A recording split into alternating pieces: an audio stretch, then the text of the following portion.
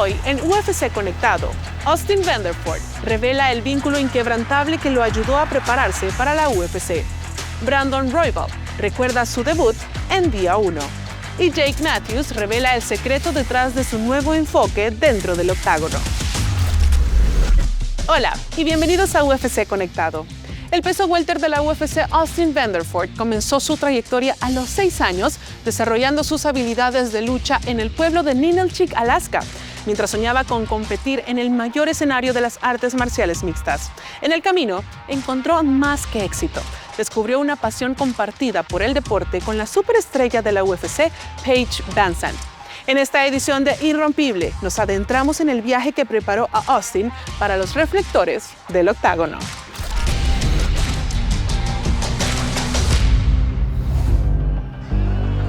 Vanderford was an All-American and national champion at Southern Oregon, and that was his path to mixed martial arts. This sport is filled with so many ups and downs. I knew if I just stayed the course that eventually I'd get to the UFC.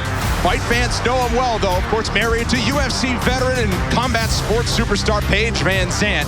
It is really important to have a strong team and people who love you through the highs and lows of fighting. Having a good team around me and my wife, Paige, it makes it so much easier.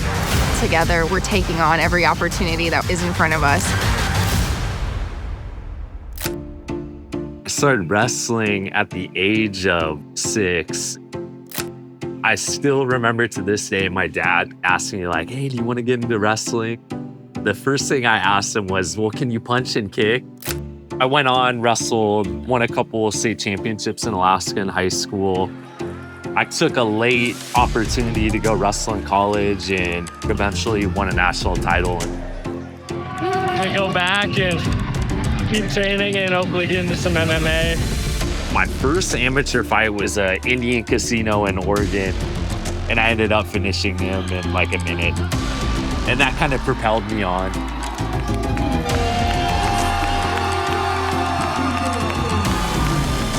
At that point, it was just maybe fight one weekend and fight 2 weekends after.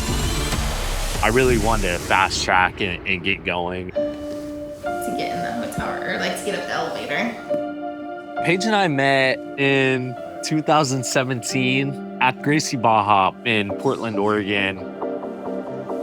We were training there and she kind of had an eye for me, and of course I had an eye for her.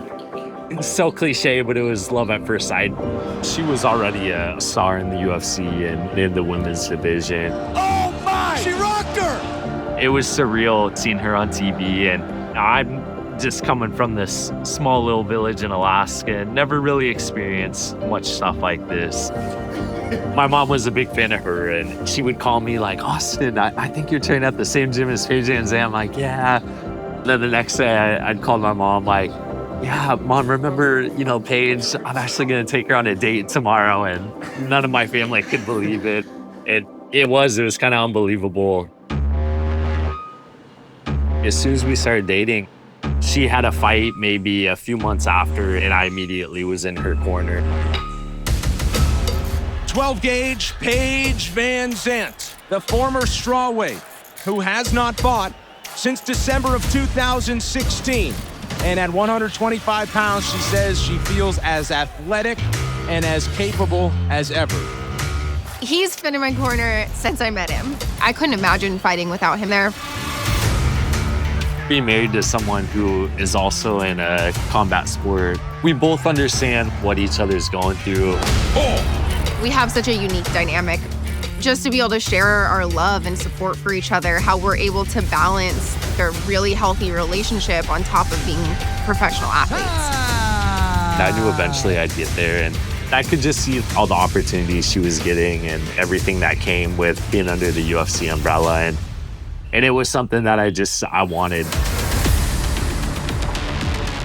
In 2018, I got the opportunity to fight for Dana White's Contender Series. We were really excited for him to get the opportunity. I knew how talented he was, I knew how much skill he had, and I really thought that was his moment. I had no doubt in my mind I was going to go out there and earn a contract. I actually got dropped in the first round. kind of those moments where you really look into your heart and your soul and decide like, man, do I want to do this or what? Stick right, a big left from Vanderford. And it was his turn. Instinct took over and I continued to fight, and I eventually went on and finished the guy in the second round. Austin Vanderford takes a shot, dishes one out.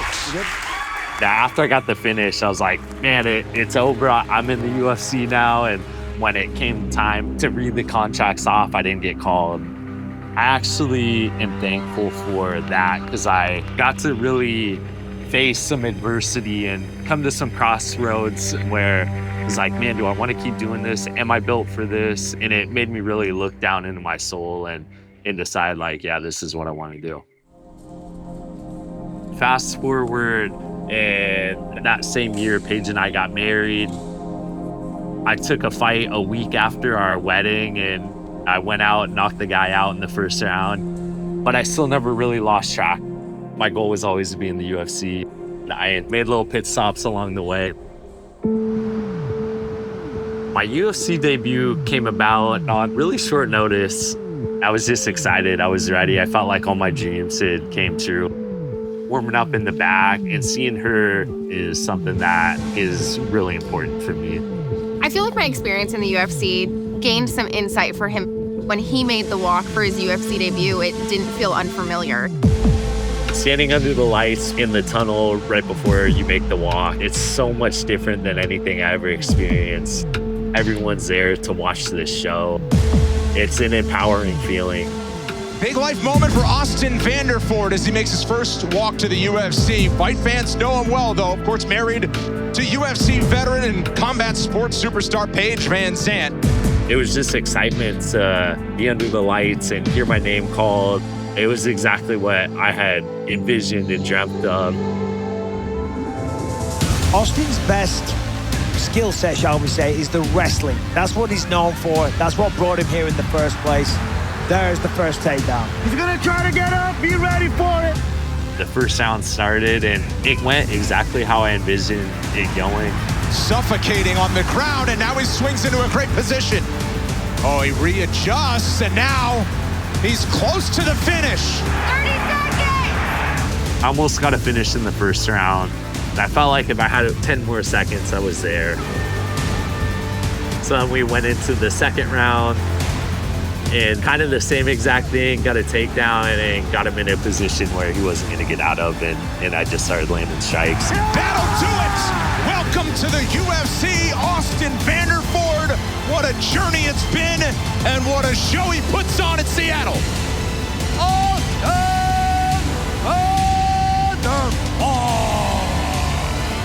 What's really special about our lives is we truly understand what each other is going through.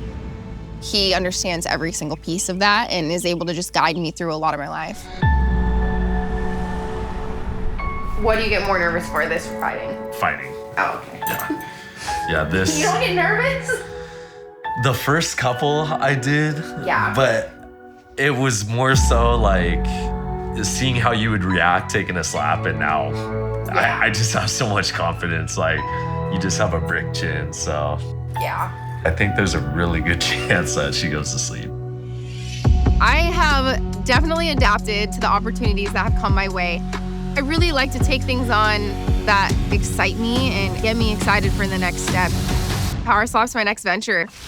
Watching Paige go from being in the UFC to bare knuckle boxing, pro wrestling, now to doing Power Slap, she had another opportunity to make a big name for herself, and so she went on and did that.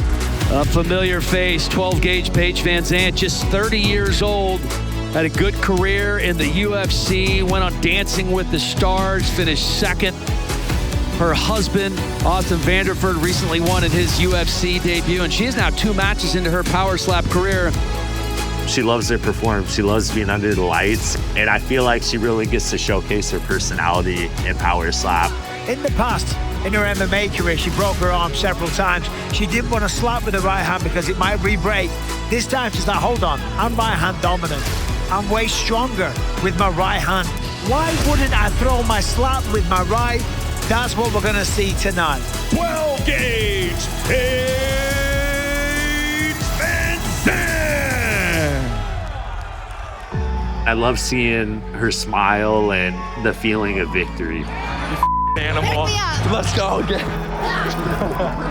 Oh, you beast. Let's go. Let's go, guys. Come on. Our story is a crazy, dedicated, kick-ass love story. We're really there to anchor each other down and help each other emotionally. I am so proud of my husband. I know he's meant for really big, incredible things. At the end of the day, we have each other, and it's the biggest accomplishment I've ever had.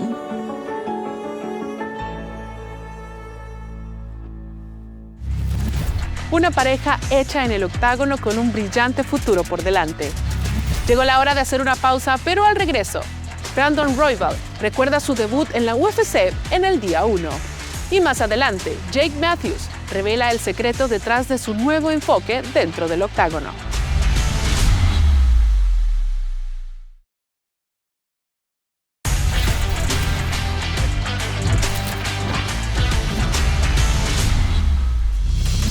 El contendiente de peso mosca, Royval, consolidó su lugar entre la élite de la división con actuaciones impactantes. Conocido por su ritmo, estilo impredecible y fuertes batallas, Royval aporta caos y habilidad de forma equitativa. En una de las divisiones más competitivas de la UFC, su desempeño revelación no dejó lugar a dudas. Estaba justo donde debía estar. Acompañamos a Brandon recordando aquella noche que definió su carrera. Esto es Día Uno.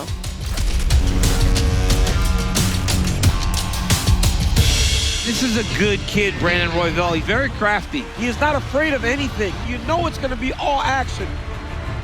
When I started the sport, I just wanted to whoop up on my brother with some better technique. I didn't really envision even having an MMA fight until I got signed up for one.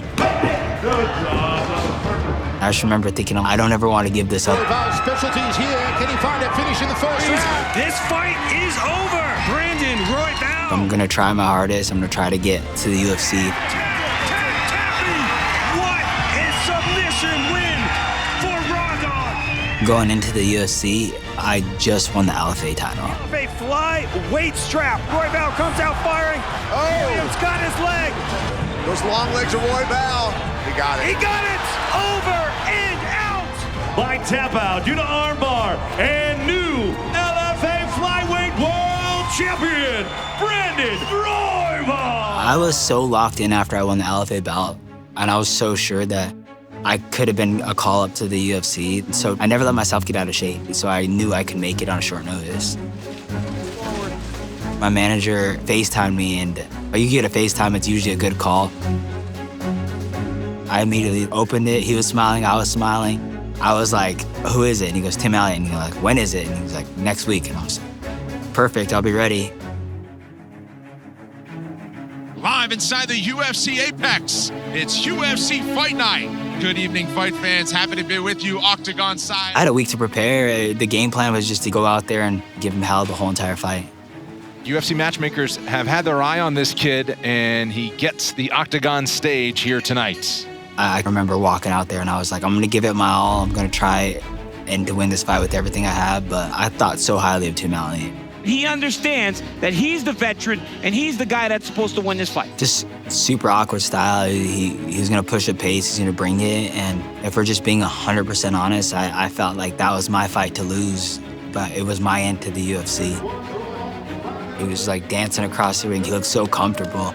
And I remember I was standing on the side where Dana White was, and I just did not want to look at it. I just was trying to stay locked in, but I just remember he looked so comfortable, and I just did not feel that at all. Fights on.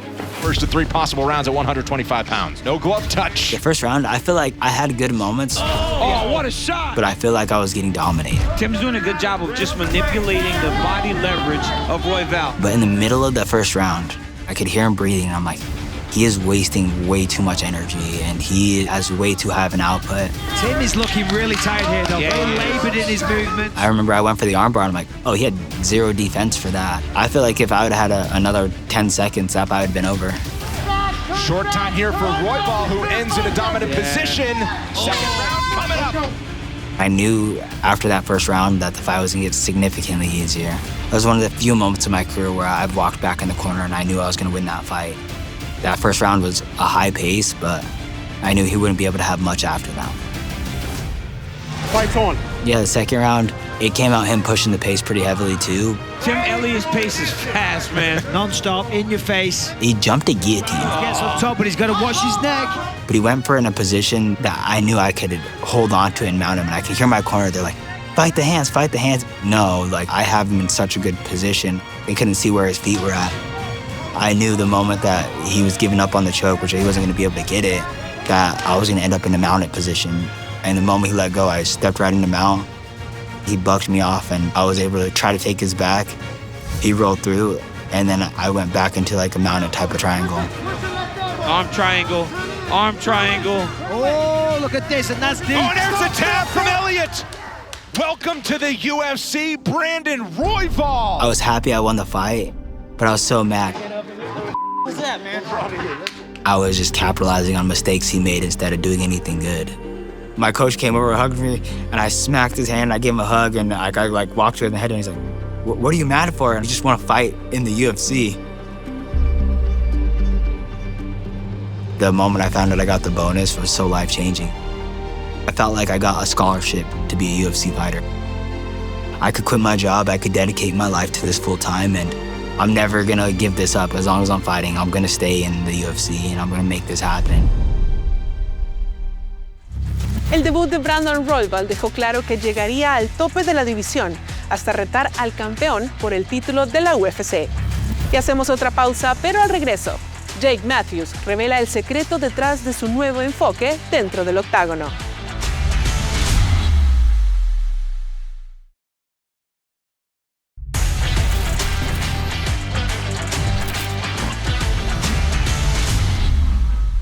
Desde su debut en la UFC con tan solo 19 años, el peso welter Jake Matthews se ha convertido en uno de los peleadores más experimentados de Australia. Con más de 20 combates en el octágono, la trayectoria de The Celtic Kid ha estado marcada por el crecimiento personal, la fe renovada y el desafío constante de competir al más alto nivel.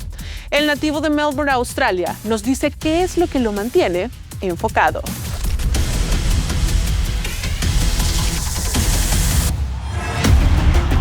Nice to hear that crowd pop for the Celtic Kid, Jake Matthews, representing Victoria, Australia. I was never going to settle for mediocrity. Oh! Jake Matthews with a huge stoppage. When this young man is at his best, we see a very dangerous striker with a very good ground game. And he tapped the Celtic Kid. Whoa!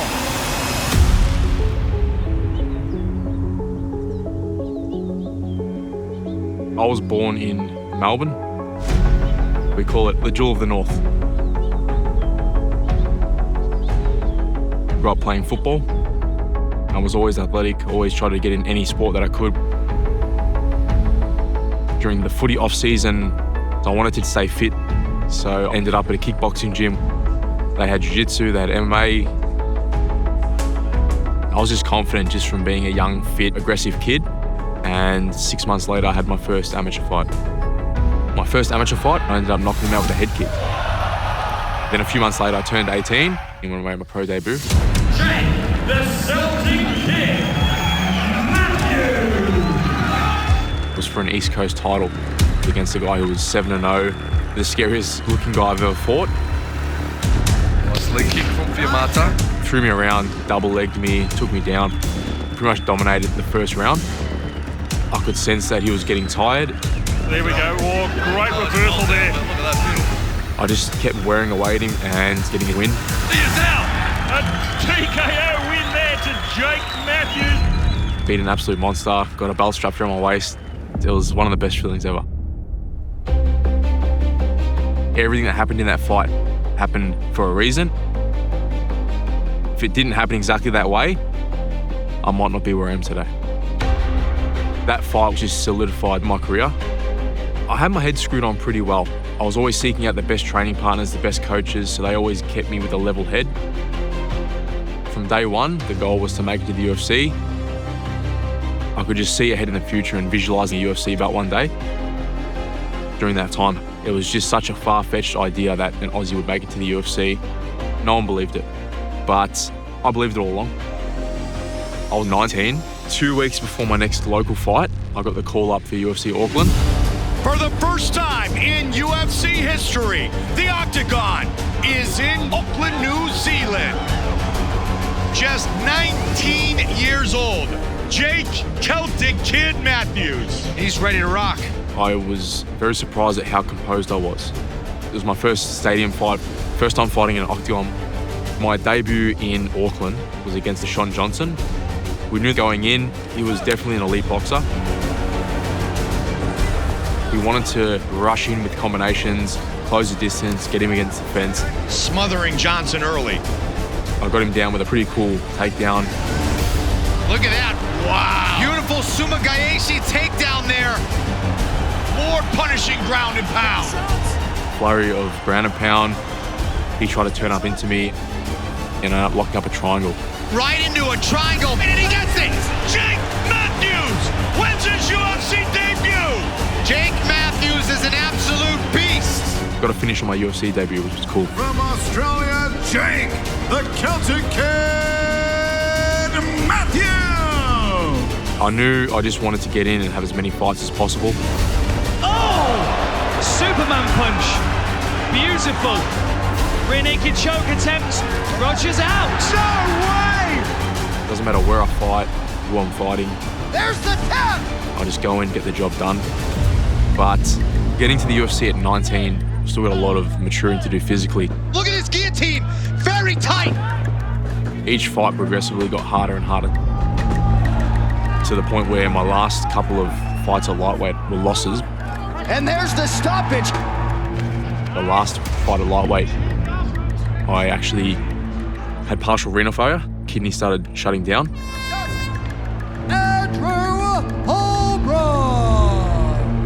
My lungs started losing capacity. I honestly thought probably could be the end of my career. At lightweight, I was draining my body so much. I was probably fighting at 50%. I needed a change. I started implementing things in my life, just trying to be a better human being, better person. I became best friends with the Muslim guys at the gym, and there was never any talk about ideologies or religions. Opened my mind to looking into the history of Islam. And then I went on my own journey.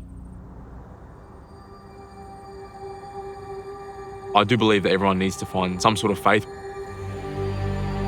You need to believe in something bigger than yourself. I attribute that to the newfound maturity in my career. I accepted Islam 3.5 years ago. I kept this journey completely to myself. My values and my behavior and the way I grew up, and I've always had this discipline that you find in the Islamic faith. I felt that it just fit right into my lifestyle. I've really taken that lesson on board, and I just realized that the decision to go to welterweight was a good one. Good evening, fight fans, and welcome to Australia. This is the UFC welterweight debut for Jake Matthews. Really excited to see what this young man brings in this new weight class. The first fight back at welterweight was against Bojan Velikovic.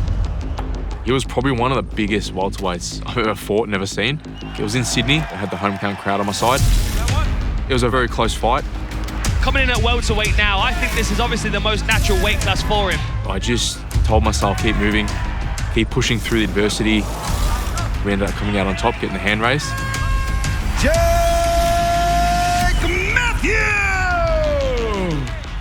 It was a massive relief to get that win. I kind of just crumble after the decision gets announced that I won the fight. All that weight on the shoulders just coming off. Oh! Huge left by Matthews. And I was winning fights. Oh! There goes the yo-yo! Jake Matthews with the biggest win of his career! Everything fell into place. And he tapped! Having that faith. Oh! We heard him! And that belief that I'm on the right path. Oh! It gives me that extra push to push through adversity and come out on the other side with my hand raised.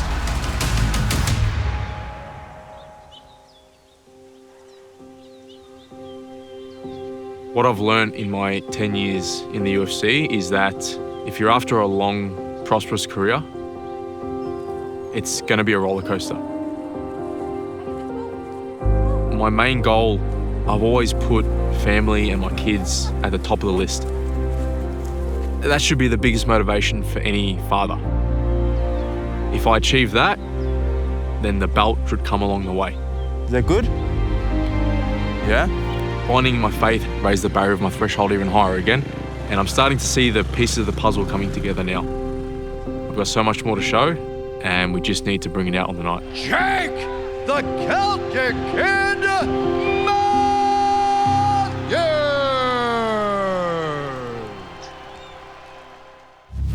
Así terminamos este episodio. Contáctanos y comparte tus opiniones en línea usando el hashtag UFC Conectado. Hasta la próxima.